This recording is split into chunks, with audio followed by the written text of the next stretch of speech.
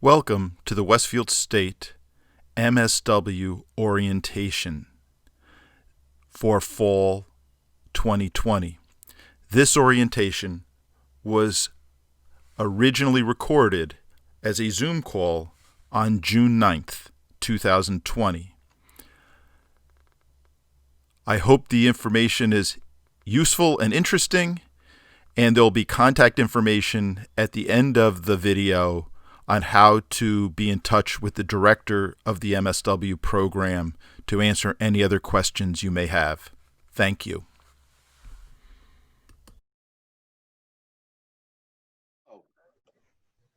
Welcome to the MSW orientation for the fall of 2020 at Westfield State University. We are in an interesting situation doing this orientation online. This was not our plan.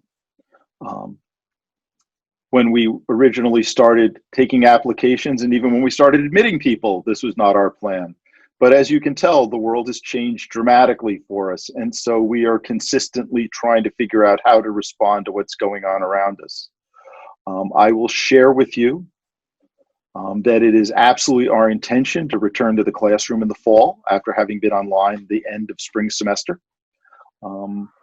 I can't guarantee you that it will look exactly the way it has looked in the past. We are still working on some of the specifics on how to make that work. The administration of the university is presently looking at options for the fall with the intentions of being back in the classroom, but we may need to make some alterations to make it safe based on social distancing and planning how to use classroom space. But our intent is to come as close as we can to the way we've been offering classes, which is hybrid classes that meet about an hour and 45 minutes once a week, and then have some online time that is not synchronous, and also then online classes, which this doesn't really impact. And so we are hoping to do this as similar as possible, but we still are a couple months out, more than 2 months out, and we're still waiting for more guidance from the state and the CDC and looking at how we're going to do this. And as we learn more, we will be telling you. I would also mention, I wasn't sure when I was going to do this, but I also will mention that the new director of the MSW program, Dr. Maria Del Mar Farina de Parada, will be the contact person after the end of June. I am stepping down as the MSW program director. I am the new provost of the university. So, well, thank you for the one person I see applauding. But I will still be around, and we will be answering your questions and getting you accurate information as the summer goes on. So that's your quick welcome and a quick overview. I am going to jump out of screen sharing for a moment so that I can invite. I saw that Nora Patakula is on the call. Are you still there, Nora? Yep. I thought I'd, just so that you could see a face, and invite Nora to say hello. Nora is the chair of the Department of Social Work. She oversees both the BSW, MSW program, and all other pieces of the social work programs at Westfield. So I did not ask her to say a few words, and so now I'll put her on the spot. If you'd like to just give a welcome, Nora, that would be great. Sure. Welcome, everyone. It's so nice to see new faces and recognize some of our alum. And I just want to welcome you on behalf of the department to our social work program. We need you now more than ever. And I'm so inspired that there's so many people who are, we've had a record number of applications, and it's just so inspiring that there are so many people who are ready to learn the tools necessary to help go out and change the world. So we need everybody who is willing to join us, and we're really looking forward to getting to know you better. So welcome. Thank you. Thanks, Nora. And while I'm doing this, while I'm putting people on the spot, I also see the Dean of Graduate and Continuing Education, Stephanie Sanchez, is on the call. And I'd invite Stephanie if she'd like to give a quick welcome. Sure. Hi, everyone. It is just a real pleasure and honor to see all of you. And I just want to go ahead and also welcome you to the College of Graduate and Continuing Education and Westfield State for the Masters of the Social Work program. Congratulations on your acceptance. It really was an incredible pool of applicants. So it really speaks volumes to you reaching this point. And I cannot agree more with Dr. Patakula that your profession that you are going into, that you've chosen, is so needed. And I admire all of you as well. And I really do have a deep appreciation for everything that you do. I know that you're going to be called on to support the healing of many, many people into the future. And I know that you will be well taken care of and challenged, and you will learn so much from our faculty and our staff. So I really just want to congratulate you and welcome you, and please let us know if you need anything along your journey here in the program. Stephanie, thank you. And Nora, thank you. And the one thing, if you hear nothing else tonight, is we are a student-centered university and program, and we are here for you. We want you to be successful, but you have to do the work. You have to stay on top of it. But the reality is, if you have questions, if you have challenges, talk to people. There are a variety of people you'll find out about that you can talk to, but I always recommend start with the faculty who are teaching your classes. Go to the program director, go to the chair. There's tremendous support staff in graduate and continuing education that Melissa will tell you a little more about. Contact people. Most problems can be solved if we take a chance of looking at them and trying to figure out what can be done. So what are we going to do tonight? I'm going to turn this over to Melissa Trinks in a moment, where she's going to do a presentation on core information about the university. I'll then do a quick overview of the program and some key things you need to know, some information about navigating the MSW program, including what you need to know about course scheduling for the fall, your advisor, the MSW program manual, and technology questions. After that, we're going to break up into small groups. This is assuming I can figure out and get that to work right, where there'll be a faculty member with each group of about 10 people, so that you can ask more questions and just chat and start to get to know folks a little bit. I plan on then coming back with everyone and seeing if there's any final questions at the very end. That's the plan for the evening. I'm hoping we can keep this to not much. I'm hoping we're all done before 8 o'clock. I know people don't want to spend their time for hours and hours in Zoom meetings. I will remind you that this is being recorded, and we will post this. Oh, by the way, the breakout groups will not be recorded, but this large group part will be recorded so that we can put the video up for folks who couldn't make it. And also, I will post these overheads at the website, so that if there was information in the overheads that was useful, you could go back and find it. So that's our plan. That's what we're going to do. I'm going to stop sharing now, and I'm going to turn this over to Melissa Trinks, who, if this is all set up right, she'll be able to share the screen and show her overheads. So go ahead, Melissa, it's on you. All right, let me see if I can switch over. All right.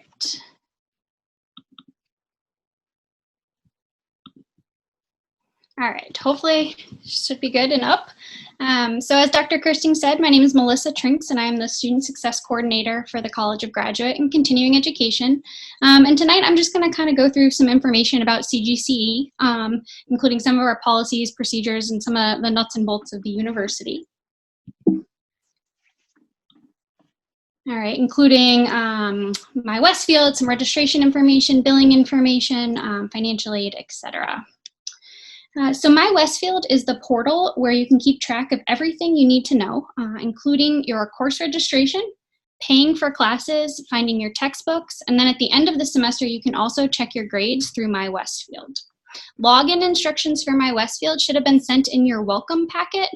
And if you have not received them, please let us know so you can access your My Westfield account and get registered when registration opens.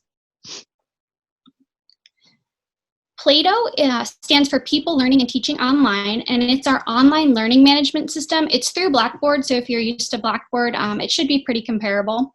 The big thing to know for online courses is that you're not loaded into those courses until the weekend before classes begin. So if you register when registration opens and then you try to access Plato, you will not see the class available. So don't panic. The class itself will not open until 8 a.m. on the first day of classes, so you won't have access before then. But when you are able to access Plato, we do recommend, if it's a little unfamiliar to you or you just need a refresher, to go through the student overview course, and it'll walk you through where to find things. Our Center for Instructional Technology, or CIT, can be contacted both via phone as well as if you're having trouble logging in, there's a help submit a ticket icon, and they're wonderful, and they will get back to you if you're having trouble accessing Plato. DegreeWorks. So DegreeWorks is available under the registration tab on My Westfield, and it's your degree roadmap. So it allows students to track their progress. You'll work with your academic advisor, but it matches up the courses you need with your academic program. And this DegreeWorks that's up on the screen is actually an example of a social work DegreeWorks. So you'd see your name at the top, your Westfield student ID, who your academic advisor is, and then what program you're in.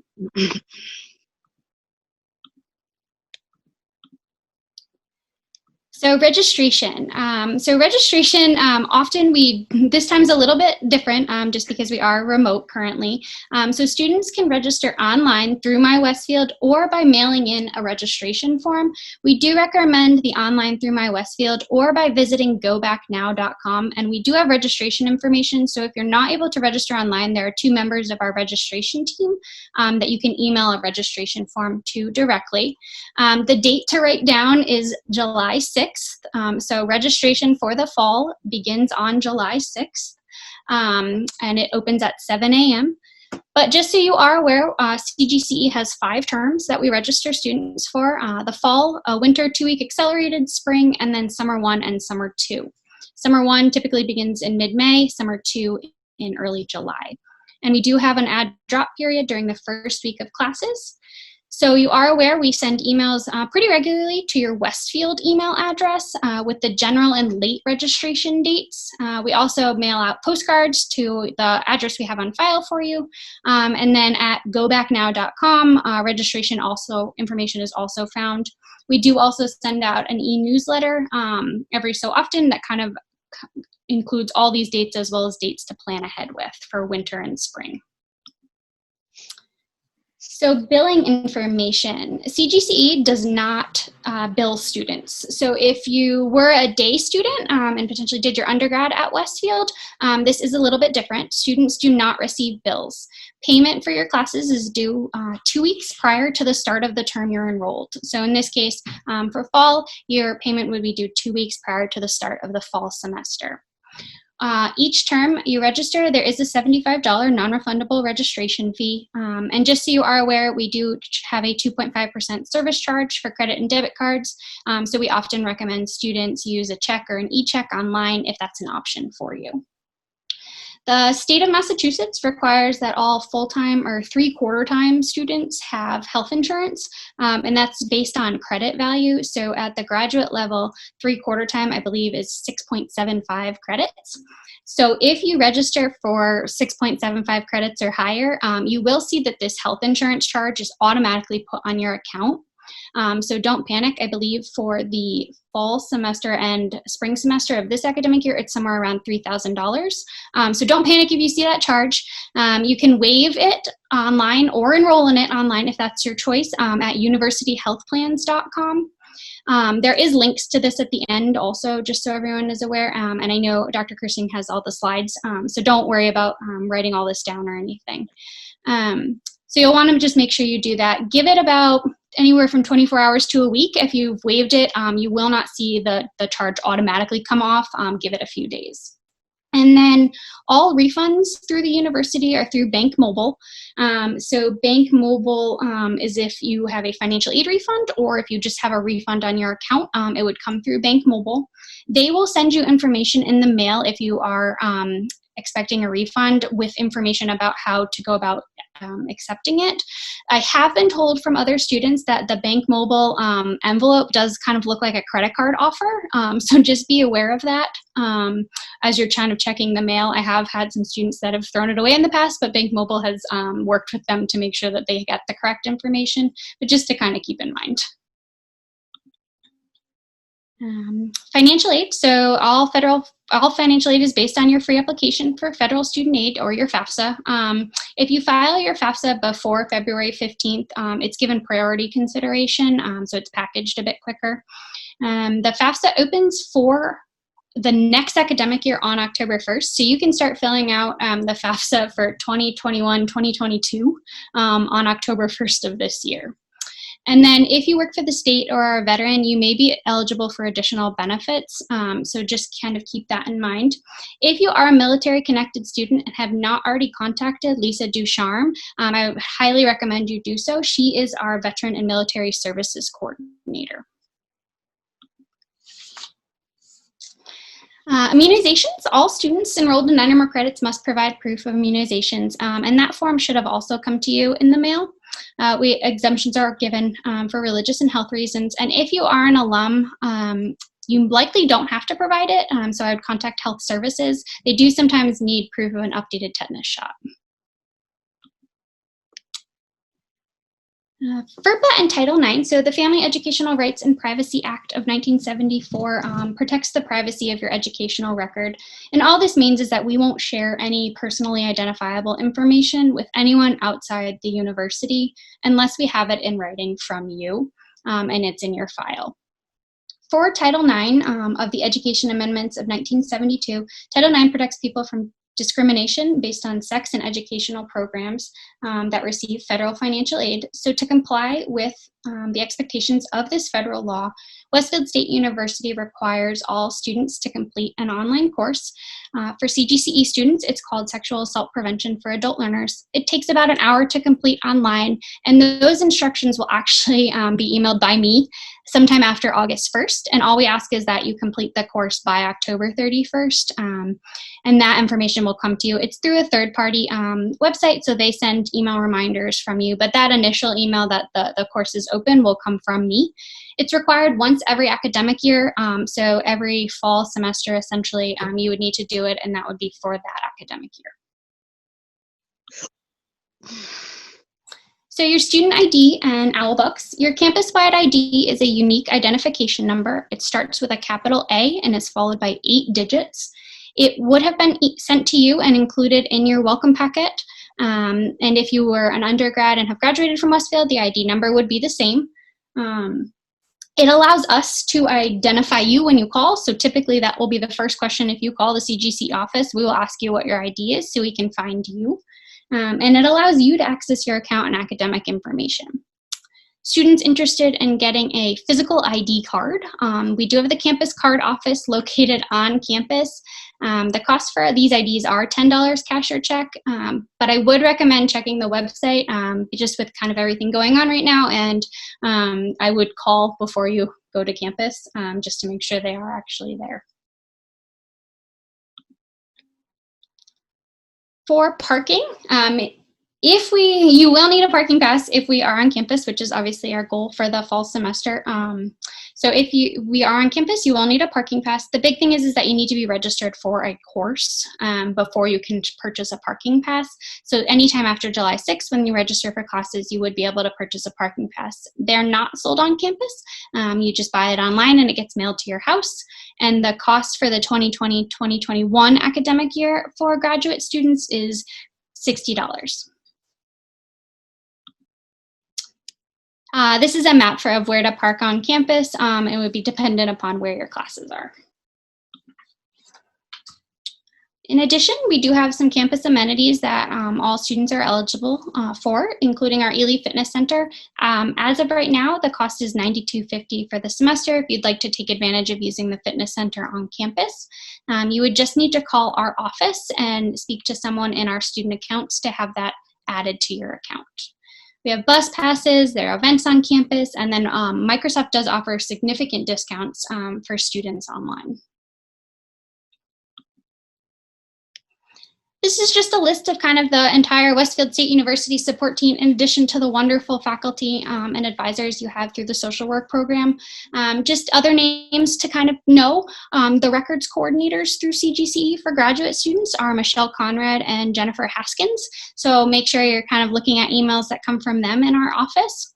We also have the Banacco Center, which includes disability and access services, as well as academic strategies for students.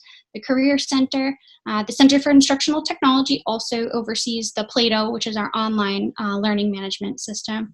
Counseling Center, the library, financial aid, and then veteran and military services as well. This is an important list of contacts and websites that I kind of mentioned as I was going through my slides.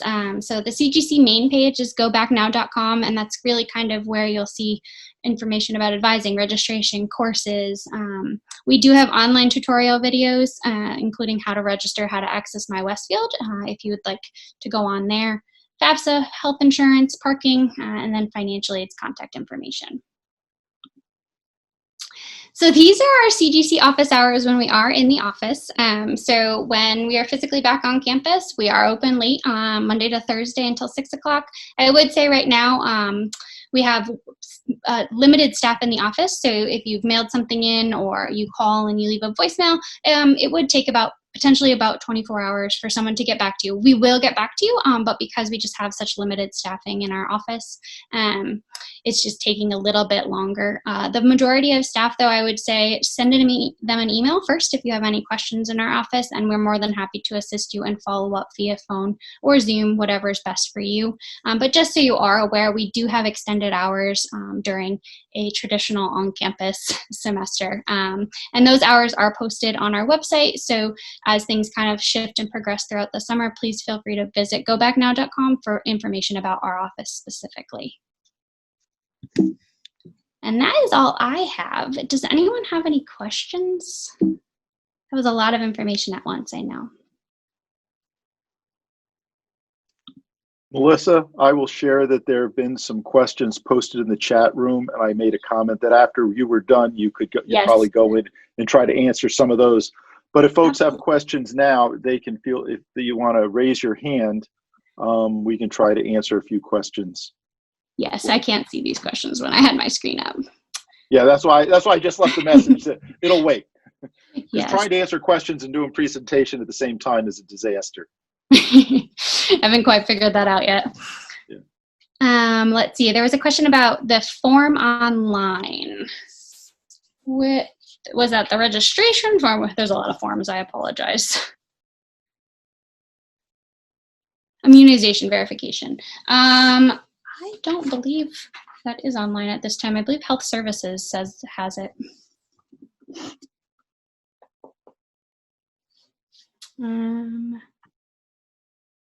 Expect to see financial aid packets in the immunization form required. So the immunization form is typically required by the first day of classes, I believe, in order to kind of come on campus if you're taking more than 9 credits. And then financial aid packages, that will take some time. We typically don't even see them when you're registering for fall.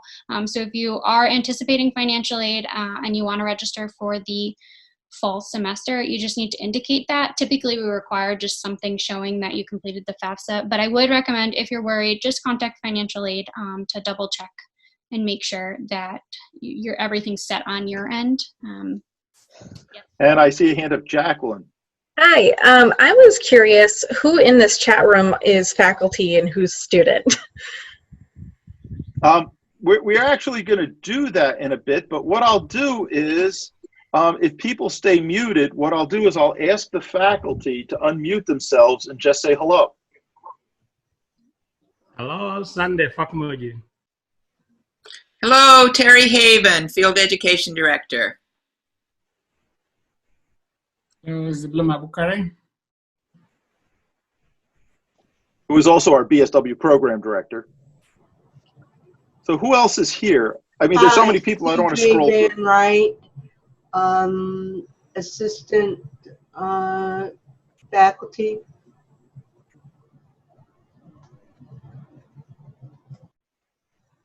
Anybody else? I know some others might be joining us as we go on.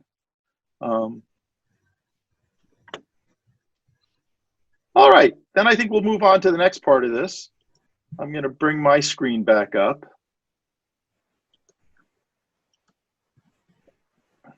All right, so moving along.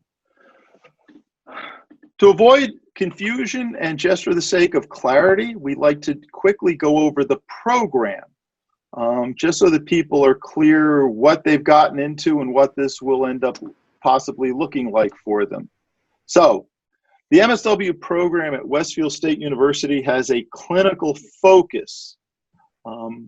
That does not mean that all we train people to do is how to sit with a client for an hour and do clinical or psychotherapy kinds of services. When we say clinical focus, we train you in clinical knowledge, values, skills, but we look at how they can be applied in a variety of settings. From working at DCF, how clinical skills could be useful, to working in a hospital setting inpatient, to working in the traditional outpatient mental health setting, to working in corrections. We believe that there's value in talking about the clinical focus in a variety of settings. And though you may not plan to work in all those settings or even be interested in that, we believe there's value in looking at how you apply it in different ways. It enriches your knowledge and deepens your knowledge on how to use it and how. So that's our reason for that.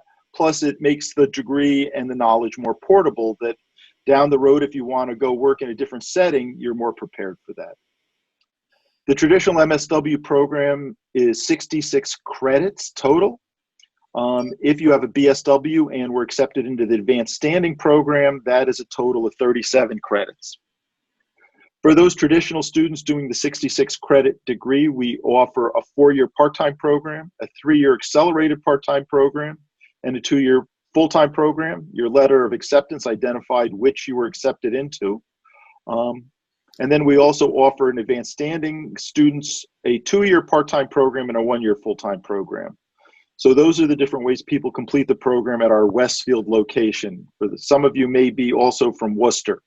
The Worcester location only offers the part-time advanced standing and the 3-year accelerated part-time program. To graduate from the WSU with an MSW, all graduate credits, including transfer credits, have to be completed in a 6-year time frame. There are rare occasions where we can make some work with that. If there are clear reasons why someone was unable to continue in the program, we have been able to get waivers to that. But in general, you need to plan on completing the program in 6 years at the most. So that's a quick overview of the program itself. We are, as is all social work education, competency-based education. The MSW program at Westfield is a competency-based program, and we are accredited by the Council on Social Work Education. Competency-based means that the program is designed to develop in students a broad set of defined competencies, class content and field experiences designed to create learning, practice, and mastery at an entry graduate level. Our competencies are also broken down to look at competencies at the foundation level and at the advanced clinical level. There are example behaviors that how we believe you will be able to demonstrate those competencies. And I'll show you what those competencies are in a minute. Each competency includes the following dimensions. We teach you knowledge about the competency, the application of social work values to the working with using that competency, the skills, and cognitive and affective processes. Cognitive process is how we think about things. Affective processes are how we use ourselves emotionally and our emotional responses to things to be able to apply these skills and these competencies. So what are the basic core competencies? These are defined by the Council on Social Work Education. All social work programs are required to teach these 9 competencies to our students. And obviously, as you already know, we teach them through classwork and field practicums. Field practicums are the signature pedagogy of social work education. And actually, the field director will be on in a few minutes to say a little more about field, so I'm not going to do that. But The idea is you will take classes each semester, and during certain years of the program, you will do field practicums where you get to apply and look at the process of applying and learning about how to do the skills. It's very easy to tell somebody how to do a skill, why it works. The reality of then going on and doing it is a different thing. I can hand you a hammer, and I can explain to you the physics of why a hammer is going to drive a nail. I can demonstrate a hammer driving a nail, and it will look real easy. And the first time you take a nail in your hand and you take that hammer and you hit your thumb instead of the nail, you then realize that it may be a little more difficult and take more practice to be able to do it well. And so that's how we think about competencies. We teach you about them. We teach you the knowledge. We look at the application of the values. We look at the use of yourself. But then it all comes together in field. And that's where you really demonstrate and practice the ability to do it and apply the knowledge. So what are the core competencies? I'm usually not a fan of just reading things to people, but these are so key to social work I'm going to. The first one is to demonstrate ethical and professional behavior. The second one is to engage diversity and difference in your practice. The third one is in your work to advance human rights and social, economic, and environmental justice. The fourth one is to engage in practice-informed research and research-informed practice. Research is an important piece of what social workers do. That is something that troubles many new social work students, to be honest. But we want you to think about utilizing the knowledge base and the research in your practice, and use what you do in practice to also inform research. The fifth competency is engage in policy practice. Policy is key to everything we do. There's not a client you will ever work with that is not impacted by policy at some level. And so to think about policy as part of your practice is something that makes social work unique, in my opinion. The next group are about the actual process. The first one is you'll learn how to engage with individuals, families, groups, communities, and organizations. You'll also learn how to assess the experiences and the problems brought to you for individuals, families, groups, organizations, and communities. You'll learn how to intervene with individuals, families, groups, organizations, and communities. You're probably starting to see a pattern here.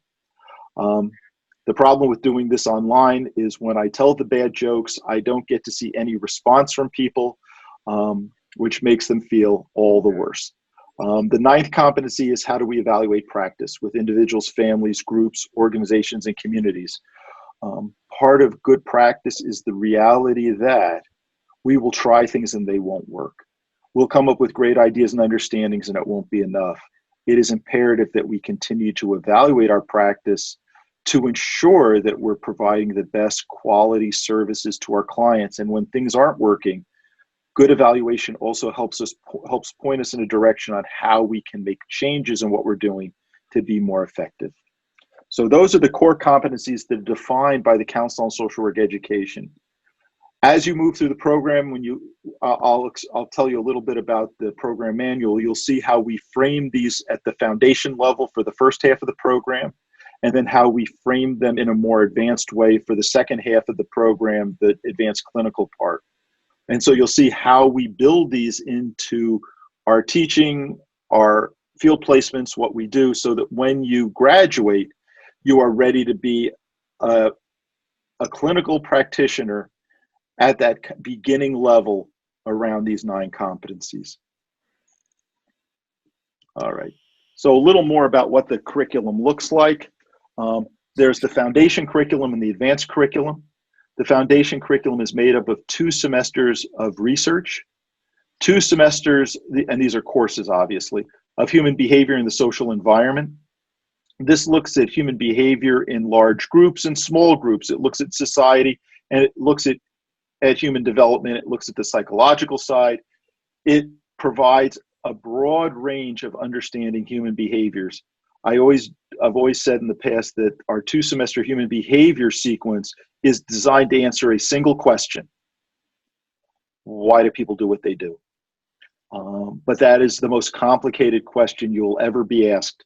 And on some level, these 2 semesters of human behavior only start you on the journey of understanding that. Besides human behavior, we have a course that focuses on diversity and social justice.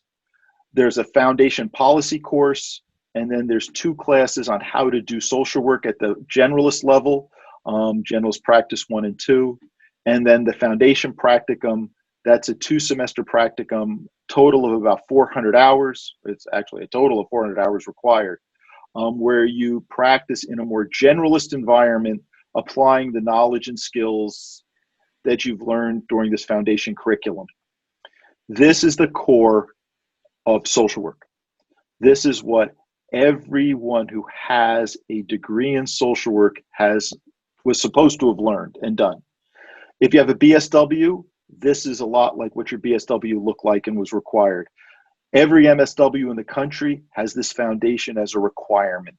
The courses don't always look exactly the same. It's not always delivered the same way, but the core, those core competencies at the foundation level are what makes the foundation part of an MSW and a BSW.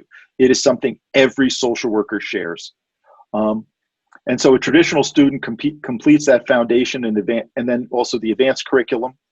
Advanced standing students are only going to complete the advanced curriculum because their BSW covered this foundation curriculum. The advanced side, MSW programs, have a slightly different focus. They're allowed to choose their own focus. We've chosen clinical. You could have ended up at a program that chose advanced generalist. You could end up with a program that chose group work, community organizing. There's a lot of variations. Some programs focus on a particular population, like it might focus on substance use disorders. It might focus on working with children. There's a lot of different options between different programs throughout the country. But to be honest, one of the most common is clinical, what we do. Our clinical curriculum includes two semesters on mental health.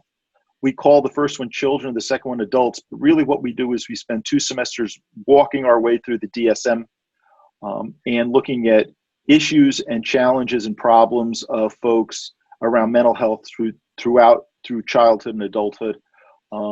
Many programs offer this as a single class, but we believe that it made sense to expand it over 2 semesters where we can talk more about background theory.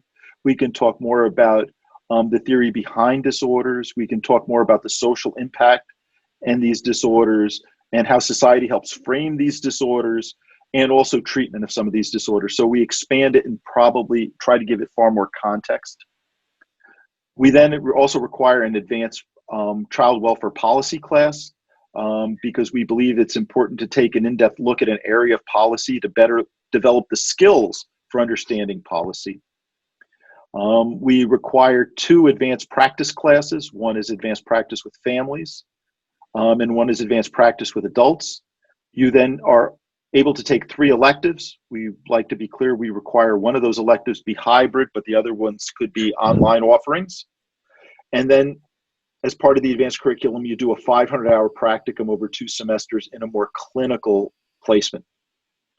So that's what the program looks like.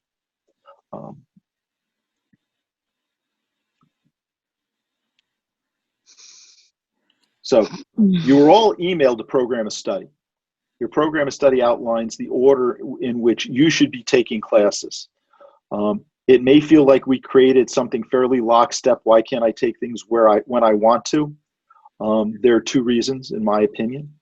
The first reason is the knowledge builds on itself, and if you take things out of order, a class you're taking may have required certain knowledge from a previous class, but if you haven't taken that, you're not able to scaffold this information and build.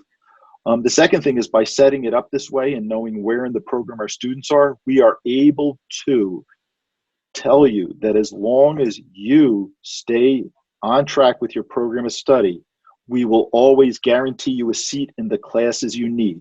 You never, ever have to worry about there not being a seat. You have to register in advance. If I don't get there soon enough, I can't take this class this semester. If it is part of your program of study and it's supposed to happen that semester, we guarantee you a seat.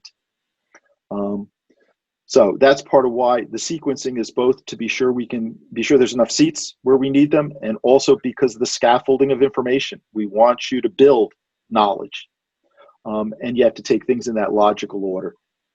All right, the program of study also identifies who your advisor is. I'll talk a little more about advisors in a few minutes.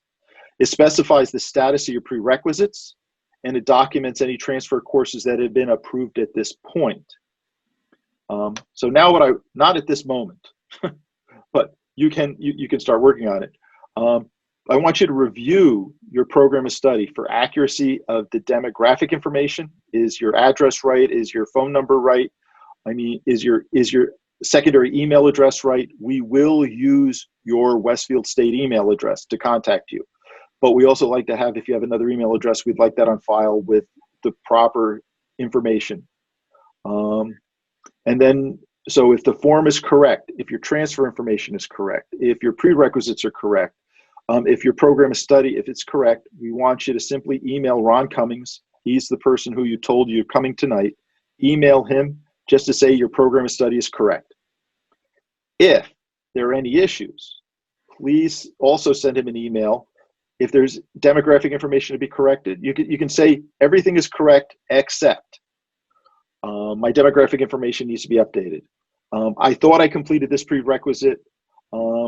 I thought I had this transfer credit, or I thought I was accepted into a different time frame of the program, and you're telling me I'm in the 3-year program, but I thought I was in the 4-year program.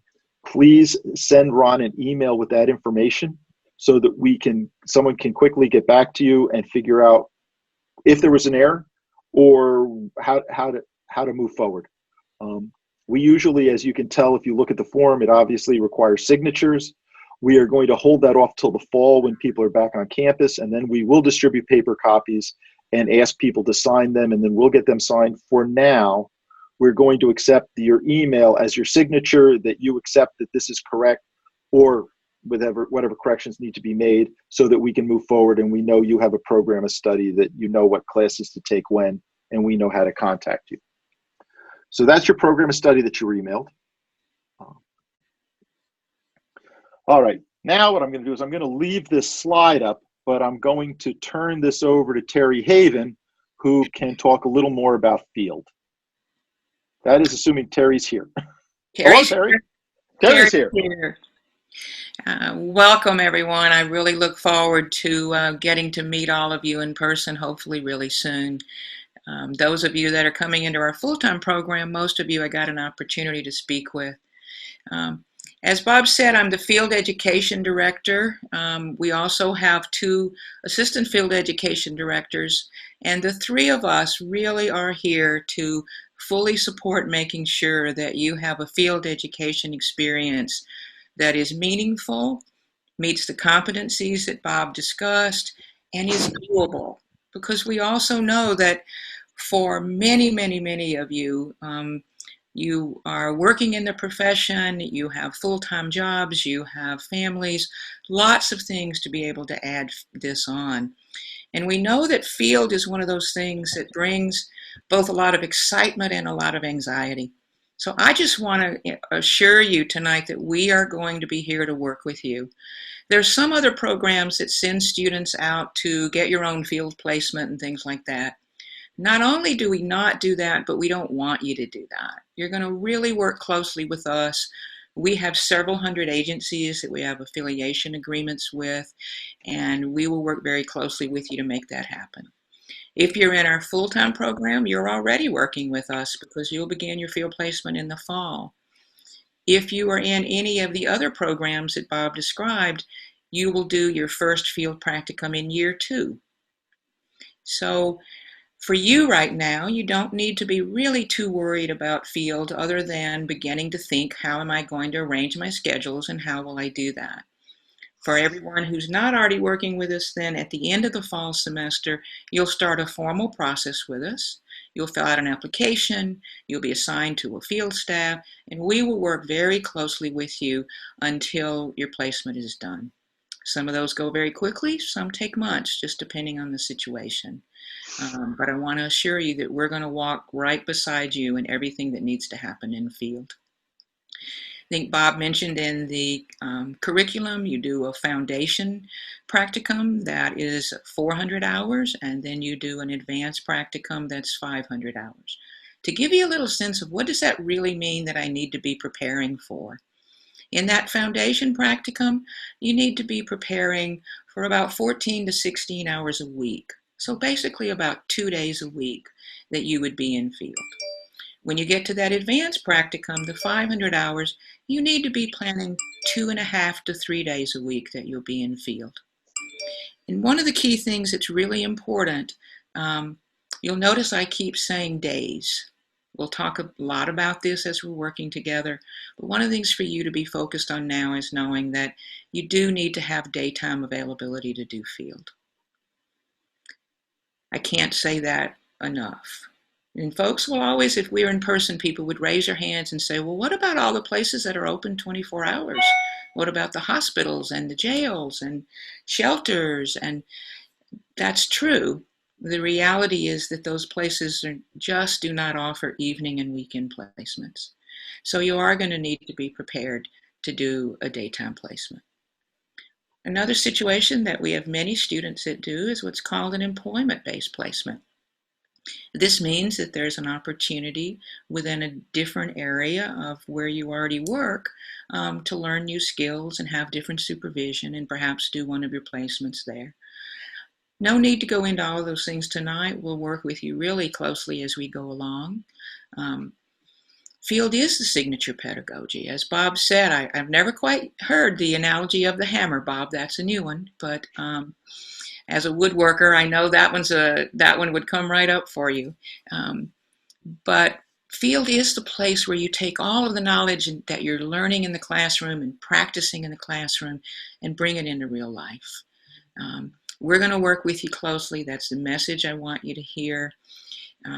It's never too soon to begin asking questions. Even if you're not going into field until next year, but you have some questions or some things you're concerned about, or you just want to begin to talk things through, please don't hesitate to reach out. We are working remotely during this time, which means that you can reach any of us by email. All of our emails are available to you right on the social work website.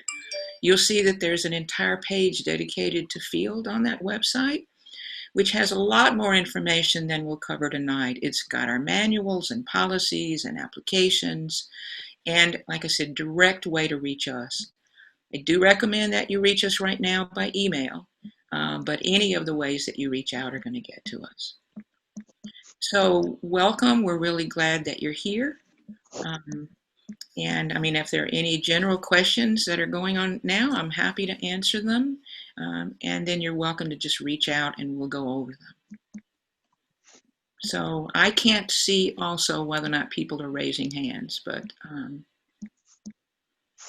if there are any questions, just unmute yourself and I'll try to answer your question.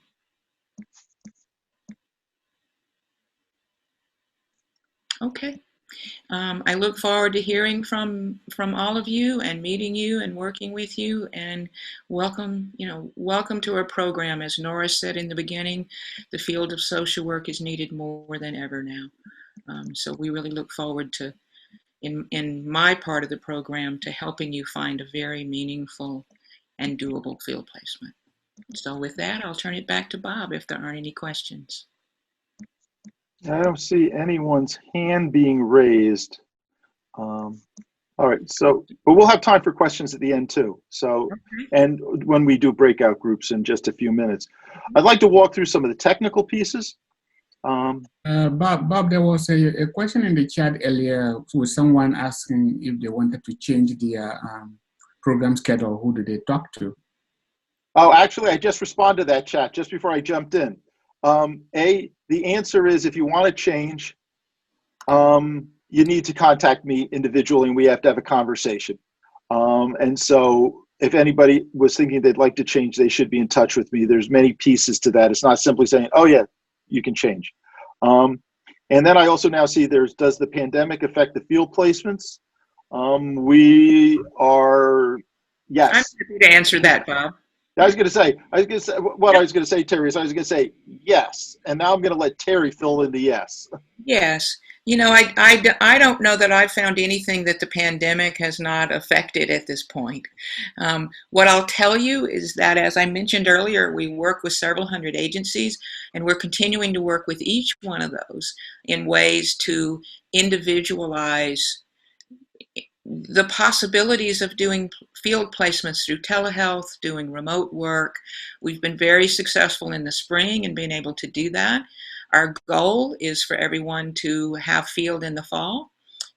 We're moving forward with what we call contingency plans. So we're moving forward with meeting the field placements, and we will continue all summer as the pandemic shifts and moves to respond in that way.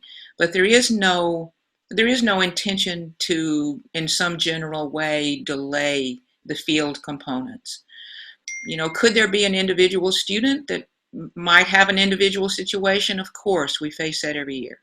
So yes, the pandemic affects field placements. The last thing I'll say about it is that I've seen some amazing opportunities and skills that students have learned during the pandemic that they might not have gotten to learn. Certainly a lot of telehealth that wasn't being done then. So yes, it's affecting it, and we're going forward and getting as creative as possible. Thanks, Terry. All right, I want to talk a little bit about some things that have more now to do with the technical side of what you need to know to complete the degree, to sign up for classes, etc. So, start with class scheduling. There is a schedule that is online through CGCE that is fairly up to date. We're due to some changes going on. We've been making some changes and filling in. More adjunct faculty who will be teaching have been hired. But the bottom line is, for you need to know that classes will only meet Mondays or Thursday evenings. The first class time is 5:15 to 7. The second class time is 7:15 till 9. And you need to keep those days free while you're in the program. We can look at more specifics as to which semesters you need to be free, which days, or which years you need to be free, which days. But generally, if you're free Monday and Thursday evenings from 5:15 till 9, you can be on campus. You will be able to attend all classes. The final fall MSW class information is mailed to students usually mid-June. We're going to run a little later than that, so it'll be a little later in June. It includes the full schedule with any changes that were made from what's online now, and the most up-to-date list of who the instructors are. Though this does not impact everybody, I find students are often interested. We send a list of all the electives being offered, including a description and a description of the courses. Of the group here, the only folks that would impact are advanced standing students. Advanced standing students do take electives in their first semester. But we list all the different electives so you can think about what you'd like to take. I said that we guarantee a seat in every required class. When it comes to electives, we cannot guarantee you a seat in your first choice for your elective. Although I do feel we offer a really interesting array or set of offerings. But we will guarantee you there will be a seat in an elective for you every semester that an elective is in your program of study. My last thing is, I just said the COVID caveat on this slide. As much as we are planning to have classes weekly face-to-face for an hour and 45 minutes, we may have to do make some minor creative changes to make this work. And so we will do the best we can to give you information as soon as we know more about what's going on for the fall in class scheduling.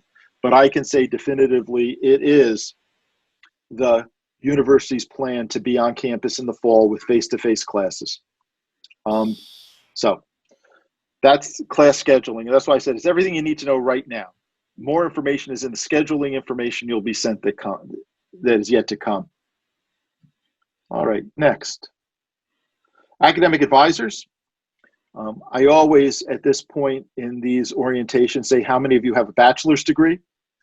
And then I remind everyone that the only way you could be here is if you had a bachelor's degree, which means you had an academic advisor as an undergraduate.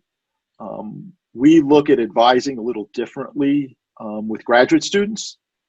We look at advising as something that students need in a different way at a graduate level because we believe you're all adults and can make reasonable decisions and figure things out for yourself. And so we try to provide advising that is supportive and helpful, not advising that gets in your way. Most undergraduate institutions require you to meet with your advisor, and you can't even register for classes. Even if you knew what you were doing, you couldn't register for class without meeting your advisor. We don't look at it that way. So who is your academic advisor? That person should be listed on your program of study. What is the role of your academic advisor? They can help you with class scheduling and figuring out which classes to take, tell you things if you have questions. They can help you with navigating the program and answer your questions. Your advisor can also be a sounding board when you're struggling in the program, need to contact campus resources, want to discuss career options, or, and I just left it, ...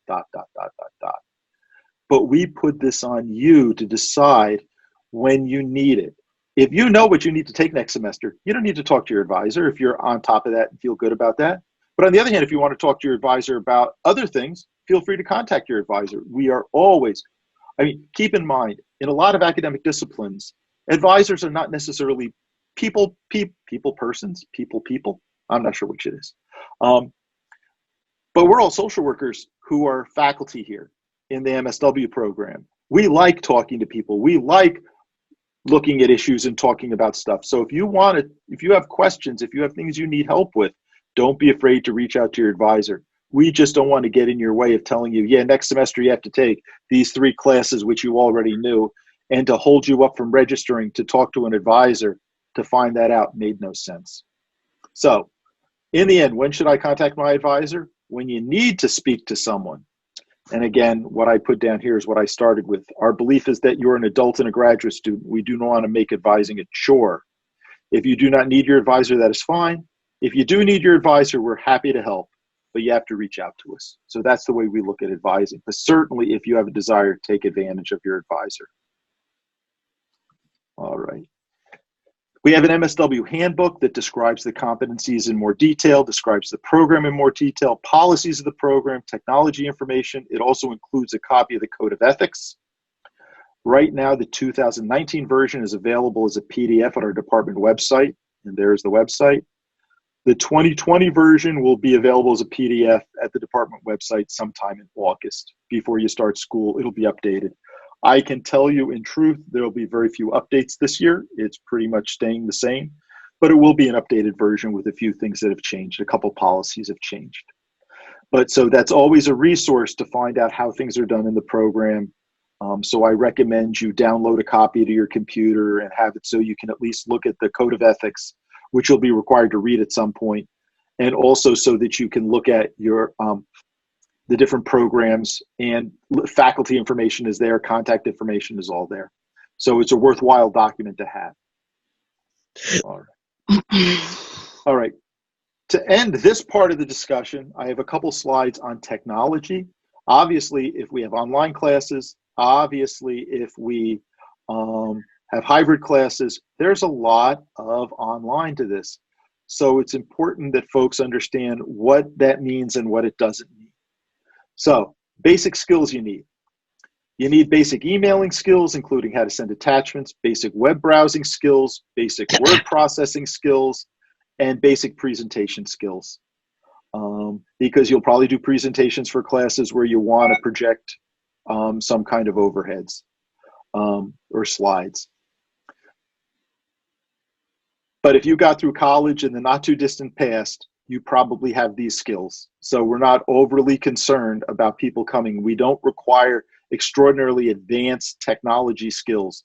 We require fairly basic skills to be able to access and utilize the technology available. So, technology requirements. To access classes and complete assignments, you need to have a computer. We have had some people be able to do it solely on a tablet, but I tend to recommend a computer. You also have to have internet access at home because you don't want to be going to a library to do all the internet part or coming to campus.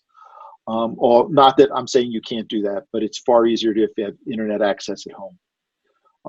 Our online learning environment, as was already mentioned, is a Blackboard environment, and we call our server Plato. There's the web page, but it's easy also to find. It's easy to find at the website. From that spot, you can log into Plato, find tutorials, find ways to get help, and I'll also tell you that Blackboard has an app for your phone or tablet, so that you can access material from your classes on your mobile devices. I just want to reiterate how we try to keep this fairly simple, fairly straightforward, that if you're able to surf the web and find cat videos and watch cute kitten videos and watch them, if you're able to send emails and attach a picture or document so people can read it, if you're able to do a basic word processing document, you are basically good to go. So don't worry about that end. If you are worried about your technology, this slide will be available. You can look if you have older technology or worried about what will work. This outlines the required operating systems or iOS systems, Android, Windows, Chrome, and then which browsers are supported in Blackboard. This information is about what it takes to run Blackboard. Actually, should have put that in the slide. I'm sorry I didn't. But the minimum OS requirements are not for the program. They're for Blackboard, and the supported browsers are for Blackboard. So if you have a concern, I highly recommend you pull this up and take a look at it.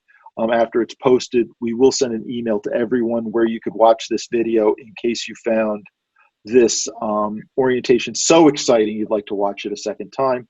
Or if you want, and the slides will also be posted so that you can read them. Thank you for watching the MSW Orientation at Westfield State University for fall 2020. The remainder of the Zoom call was small group discussions where students were able to get to know each other. Those were not recorded. If you have questions, please reach out to Ron Cummings or Maria Del Mar Farina de Parada with your questions. Email addresses are posted here, as is the main number of the department.